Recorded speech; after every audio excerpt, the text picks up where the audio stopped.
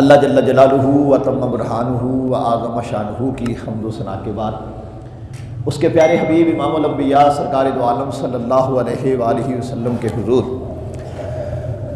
قصیدہ بردہ شریف کی صورت میں ہدیہ عقیدت پیش کرنے کے بعد میں نے آپ کے سامنے سورہ آل عمران چوتھا سپارہ اس صورت مبارکہ کی آیت نمبر 10 کی تلاوت کرنے کا شرف حاصل کیا۔ اس آیت مبارکہ میں اللہ رب العالمین نے اپنے حبیب کریم صلی اللہ علیہ وآلہ وسلم کی امت کا ایک شرف بیان فرمایا، ایک عظمت بیان فرمائی، اور یہ خوشخبری بیان فرمائی رب کائنات نے کہ میرا محبوب سب سے اعلیٰ ہے، میرے محبوب کی امت بھی سب سے اعلیٰ ہے۔ ارشاد فرمایا رب کائنات نے کنتم خیر امت اخرجت للناس، تم بہترین امت ہو، اخرجت للناس، تمہیں لوگوں میں ظاہر کیا گیا ہے۔ کیوں؟ اب تمہارا کردار کیا ہے اور ہونا کیا چاہیے؟ فرمایا تامرون بالمعروف وتنہون عن المنکر، بھلائی کا حکم دیتے ہو اور برائیوں سے روکتے ہو، وتؤمنون باللہ، اور اللہ پر ایمان رکھتے ہو۔ یہ تمہاری خوبیاں ہیں جس کی وجہ سے تم پہلی امتوں سے افضل و اعلیٰ ہو۔ فرمایا وَلَوْ آمَنَ أَهْلُ الْكِتَابِ لَكَانَ خَيْرًا لَهُمْ، اور اگر اہل کتاب ایمان لے آتے تو ان کے لیے بھی بھلا ہوتا۔ مِنْهُمُ الْمُؤْمِنُونَ وَأَكْثَرُهُمُ الْفَاسِقُونَ، ان میں سے کچھ مسلمان ہیں اور اکثر کافر ہیں۔ اس آیت مبارکہ میں اللہ رب العالمین نے اپنے حبیب کریم صلی اللہ علیہ وآلہ وسلم کی امت کی شان بیان فرمائی اور ساتھ ہی ان کا کام بھی بیان فرمایا۔ فرمایا تم سب سے بہترین امت ہو۔ کیوں؟ فرمایا تامرو اخرجت للناس، تمہیں لوگوں کے لیے ظاہر کیا گیا ہے، تامرون بالمعروف، تم اچھائیوں کا حکم دیتے ہو۔ اللہ کا یہ دین جو حضرت آدم علیہ السلام سے چلا، حق کے ساتھ ساتھ باطل بھی کسی نہ کسی طریقے سے ظاہر ہوتا رہا، اور اللہ رب العالمین نے ہمیشہ حق کو عظمت عطا فرمائی، برکت عطا فرمائی، چرچا عطا کیا۔ جہاں حضرت ابراہیم خلیل اللہ علیہ السلام تھے تو ساتھ ہی نہ حق کی صورت میں باطل کی صورت میں نمرود بھی تھا، اقتدار اس کے پاس تھا، طاقت اس کے پاس تھی۔ بظاہر حضرت ابراہیم خلیل اللہ علیہ السلام تنے تنہا تھے، لیکن اللہ نے غلبہ حضرت ابراہیم خلیل اللہ کو عطا فرمایا۔ پھر آگے چلیں، حضرت موسیٰ کلیم اللہ علیہ السلام فرعون کے پاس اللہ کا پیغام لے کر گئے، اور دونوں بھائی حضرت ہارون علیہ السلام بھی اور حضرت موسیٰ علیہ السلام بھی، رب کا حکم ہوا اذهبا الى فرعون انه طغى فقولا له قولا لینا لعله يتذکر او یخشی، وہ دونوں جاؤ فرعون کے پاس، وہ سرکش ہو چکا ہے، اور اسے نرمی سے بات کرو، شاید وہ راہ راست پہ آ جائے۔ حضرت موسیٰ کلیم اللہ علیہ السلام، حضرت ہارون علیہ السلام اسے تبلیغ کرتے رہے، لیکن تکبر، غرور، حسد اسے اس کے لیے راستے میں رکاوٹ بنا رہا اور راہ راست میں نہ آ سکا۔ آخر کار ہوا کیا؟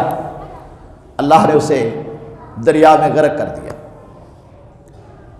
پھر آگے چلیں کہ امام الانبیاء سرکار دو عالم صلی اللہ علیہ وآلہ وسلم کی اس کائنات میں جلوہ گری ہوئی، اور آپ حق لے کر آئے، لیکن ساتھ ہی ساتھ باطل، کبھی ابو لہب کی صورت میں، کبھی ابو جہل کی صورت میں، عتبہ اور شیبہ کی صورت میں، ان کے پاس اقتدار تھا، طاقت تھی، قوت تھی، مٹانے کی کوشش کی، لیکن رب کا جو اعلان ہے جاء الحق وزہق الباطل ان الباطل کان زہوقا، حق آ گیا، باطل مٹ گیا، اور باطل نہ ایک دن مٹنا ہی ہوتا ہے۔ نہ حق بات کو کبھی فوقیت حاصل نہیں ہوتی، حق کو رب ہمیشہ غلبہ عطا کرتا ہے۔ ان کی ساری کوششوں کے باوجود انہم یکیدون کیدا واکید کیدا، اللہ نے شاہ فرمایا وہ چالیں چلتے ہیں، فریب کاریاں کرتے ہیں، واکید کیدا، اللہ نے شاہ فرمایا ہم بھی خفیہ تدبیر کرتے ہیں۔ ومکروا مکرا ومکرنا مکرا وہم لا یشعرون، اللہ نے شاہ فرمایا وہ منصوبہ بندیاں بناتے ہیں، وہ چالیں چلتے ہیں، وہ مکر کرتے ہیں اسلام کو مٹانے کے لیے، وہ مکرنا مکرن، اور ہم بھی خفیہ تدبیر کرتے ہیں، وہ ہم لا یشعرون، انہیں کوئی شعور نہیں ہوگا۔ اور ایسا ہی ہوا، اللہ نے اپنے محبوب کو غلبہ عطا فرمایا۔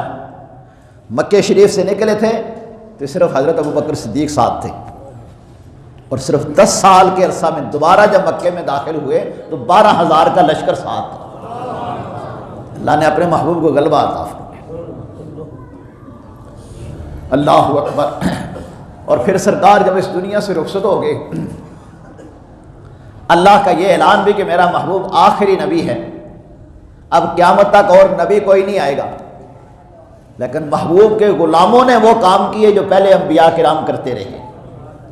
کہیں یزید کی صورت میں باطل آیا تو اللہ نے حق کی صورت میں امام حسین کو مقابلے میں کر دیا۔ یہ دور چلتا رہا یہاں تک کہ پیران پیر، محبوب سبحانی، قطب ربانی، شہباز لامکاری سید عبد القادر جیلانی رحمۃ اللہ تعالی علیہ، آپ کے دور میں مختلف فرقوں کی صورت میں اسلام کو مٹانے کی کوششیں ہو رہی تھی۔ کہیں جبریہ تھے، کہیں قدریہ تھے، کہیں معتزلہ تھے، یہ بھی اپنے اپنے زمانے میں فرقے ہوئے۔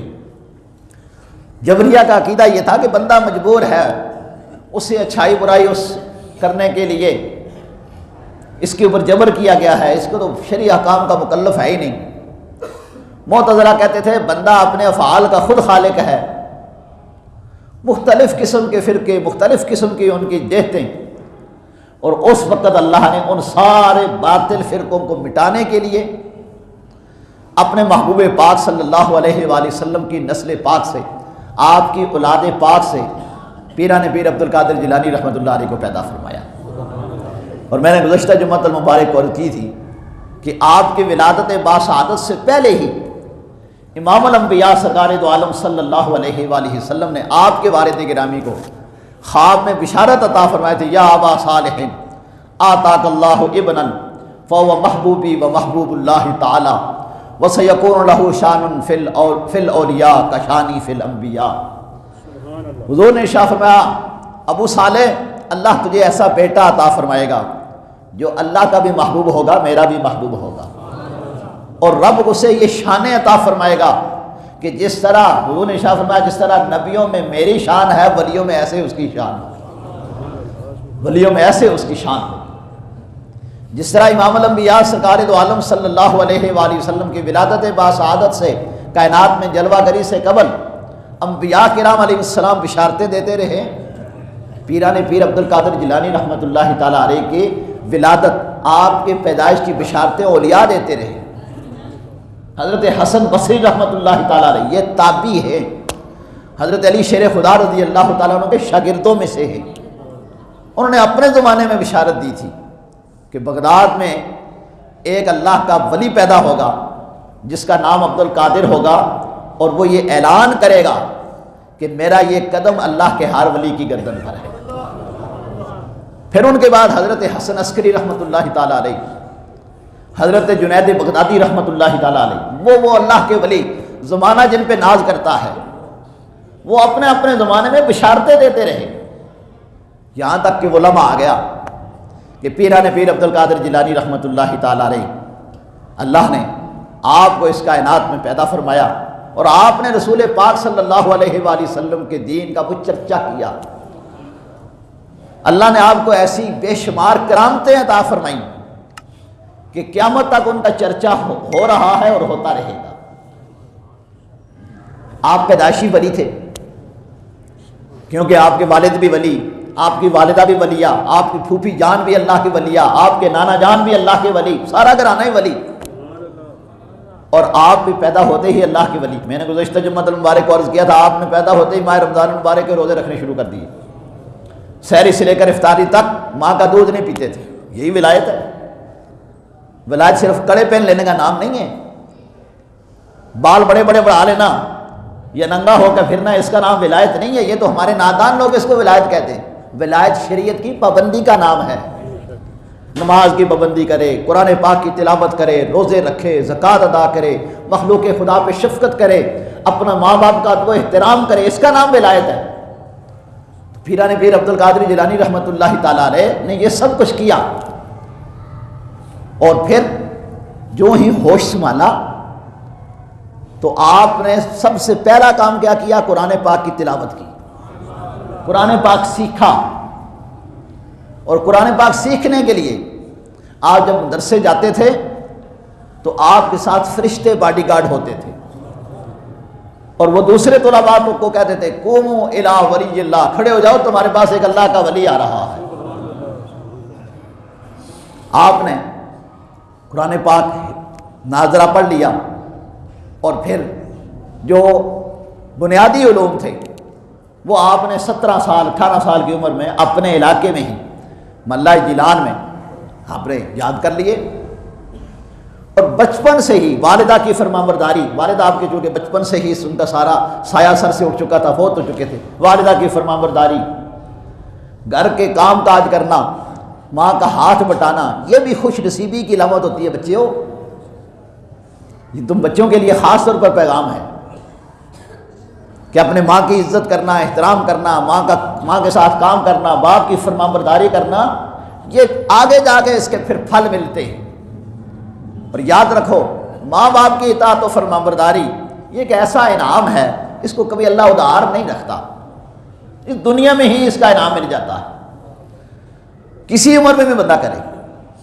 والدہ نے ڈیوٹی لگائی، جاؤ بچے جا کے گائے چرا کے لاؤ، دیہات کا علاقہ تھا، جاؤ جا کے اپنا جانور چرا کے لاؤ۔ اب جانور چرانے کے لیے گئے اور اس جانور نے آپ سے کلام کیا، وہ گائے بولی یا عبد القادر لم خلقت لہذا، اللہ نے تمہیں جانور چرانے کے لیے پیدا نہیں کیا، اللہ نے تمہیں اپنی اعلیٰ مخلوق انسان کی خدمت کے لیے پیدا کیا ہے۔ گائے چرا کے واپس آئے، والدہ سے عرض کی، اماں جان آج تو میں نے مجھ سے گائے نے یہ باتیں کی ہیں۔ اماں جان بھی سمجھ گئی کہ گائے جس سے باتیں کرتی ہے، یہ بیل جس سے باتیں کر رہا ہے، یہ کوئی معمولی شخصیت نہیں ہے، اللہ کا ولی ہی ہو سکتا ہے۔ کہا بیٹے پھر کیا کرنا چاہتے ہو؟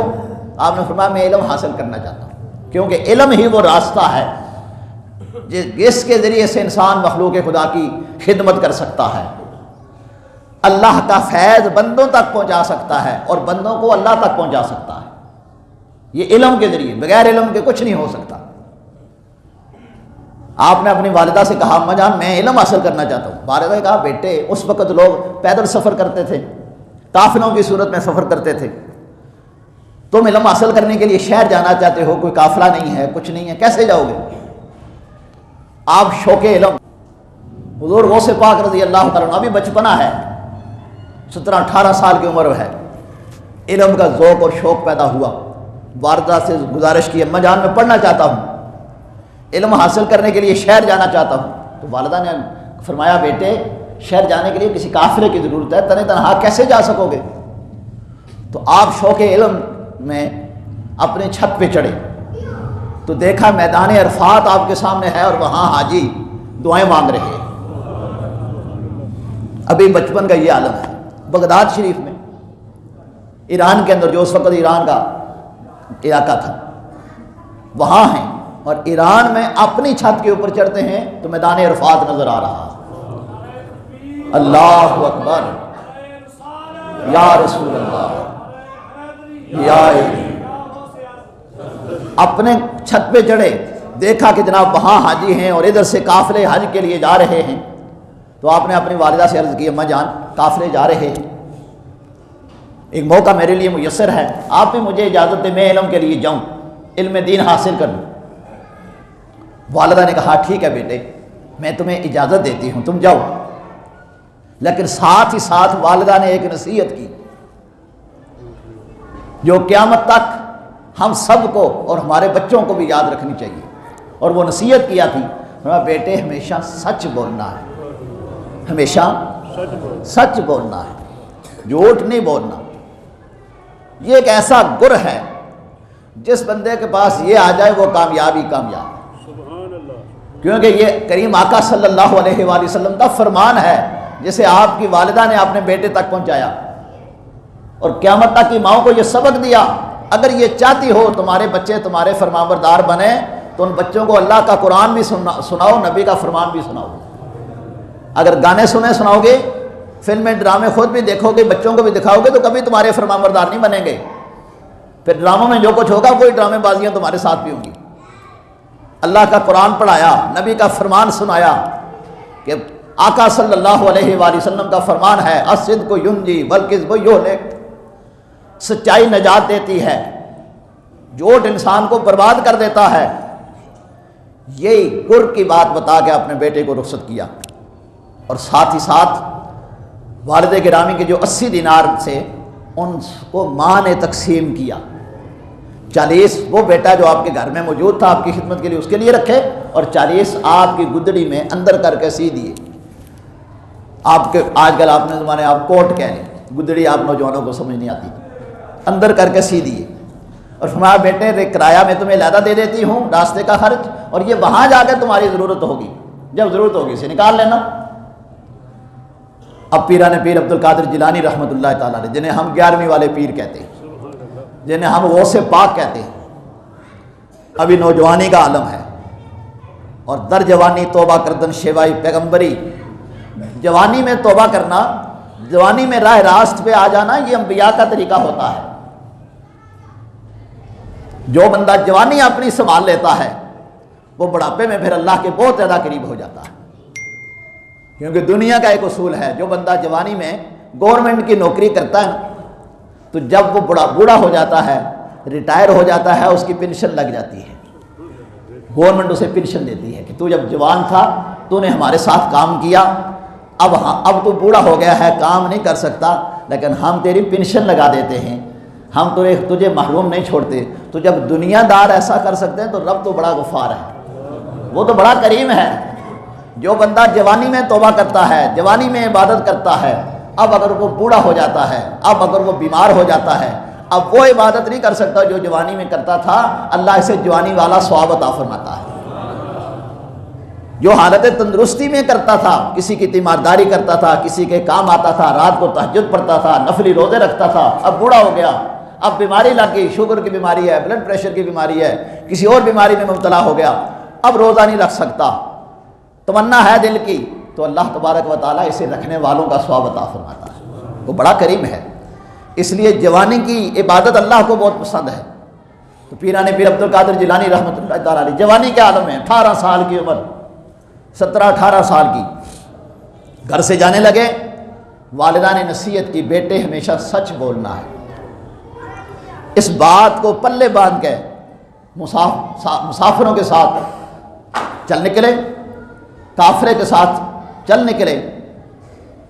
اب جب شہر سے دور ہوئے، جنگل بیابان آ گیا، وہاں ڈاکوؤں نے آ گھیرا، اور ڈاکوؤں نے جب گھیر لیا، سارے لوگوں کو لوٹا، تو سب کو لوٹنے کے بعد آپ کے پاس بھی آئے اور آپ سے پوچھے نوجوان تمہارے پاس کیا ہے؟ فرمایا میرے پاس 40 دینار ہیں۔ پھر لگے ایسے ہی ہے، ویسے کر رہا ہوگا۔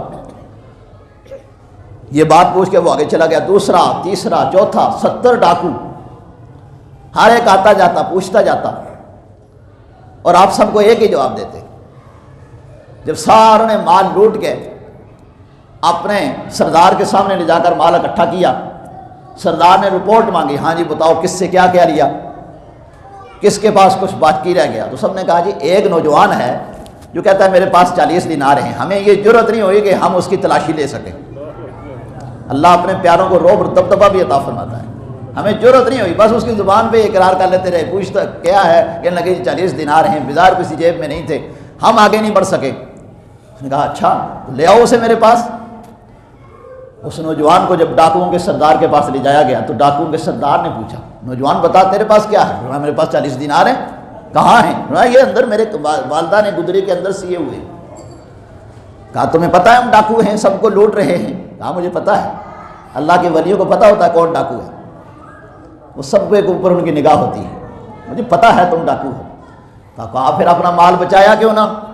کہا اس لیے کہ میری والدہ کی نصیحت تھی، سچ بولنا ہے۔ کیا بولنا ہے؟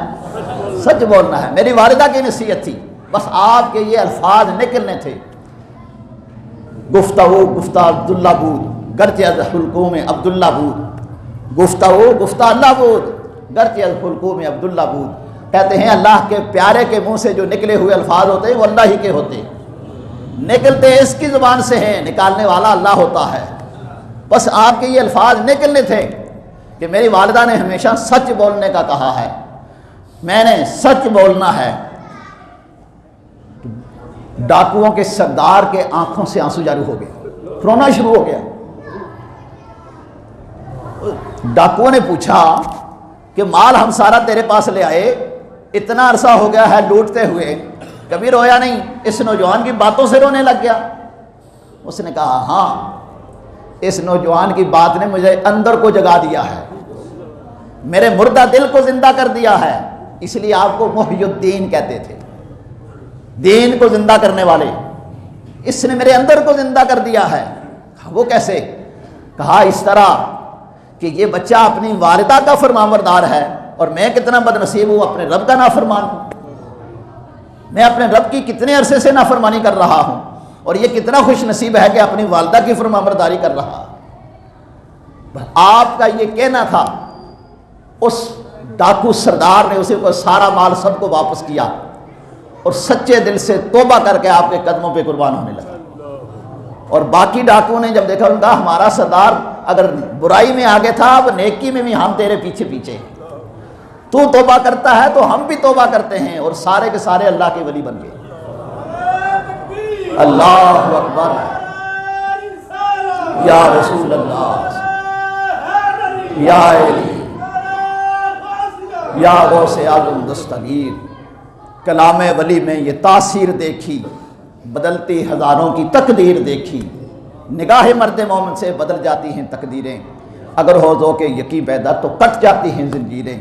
اللہ کے ولی کی نگاہ میں بھی تاثیر ہوتی ہے، اس کے کلام میں بھی تاثیر ہوتی ہے، کیونکہ بچپنا پاکیزہ گزرا، نماز روزے کی پابندی کے ساتھ گزرا، والدہ کی فرمانبرداری کے ساتھ گزرا، اور پھر دیکھیں تو صحیح کس راستے پہ چل رہے ہیں، علم حاصل کرنے کے راستے میں۔ اور رسول پاک صلی اللہ علیہ وآلہ وسلم نے ارشاد فرمایا، من سلک طریقا یلتمس بہ علما سہل اللہ لہ طریقا الی الجنہ۔ جو بندہ کسی ایسے راستے پر چلتا ہے کہ اس کا نظریہ، اس کی سوچ علم حاصل کرنا ہوتی ہے، اللہ اس کے لیے جنت کے راستے آسان کر دیتا ہے۔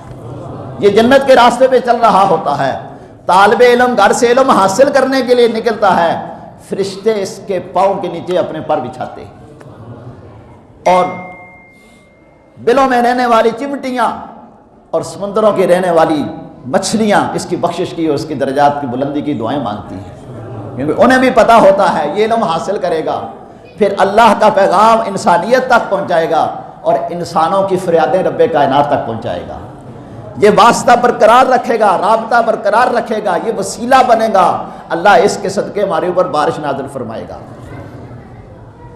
یہ وہ کام ہر زمانے میں اللہ کے ولی کرتے رہے جو حضور غوث پاک رضی اللہ تعالیٰ عنہ نے کیا، اور اللہ تبارک و تعالیٰ کا چونکہ اعلان ہے کہ اس کا دین، اس کے محبوب کا دین لیظہرہ علی الدین کلہ، سارے دینوں پہ غالب رہے گا، تو ہر زمانے میں کسی نہ کسی طریقے سے اللہ اس دین کو غالب رکھتا ہے۔